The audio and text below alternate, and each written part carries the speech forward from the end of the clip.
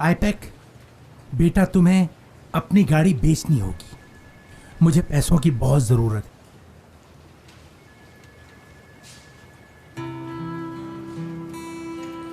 किस लिए? कुछ हुआ है क्या? अभी तो इसकी इंस्टॉलमेंट्स भी पूरी नहीं हुई। वैसे क्या पैसे भाई के लिए चाहिए? अल्लाह रहम करे। तुम तो जानती ही हो, इस कॉलेज में एडमिशन के लिए बहुत पैसे लगते हैं। उसकी मदद मैं नहीं करूंगा तो फिर कौन करेगा? और जब वो इंजीनियर बन जाएगा तो इसमें हमारा ही फायदा है। बस जल्दी से तुम अब गाड़ी भेज दो ताकि तुम्हारे भाई का एडमिशन हो सके। ये बहुत जरूरी है बेटा। अच्छा, इसलिए आए थे आप मेरे पास? हाँ बिल्कुल, इसीलिए आया था। मैं भी कहूँ, आखिर पापा को मेरी याद कैसे आ गई?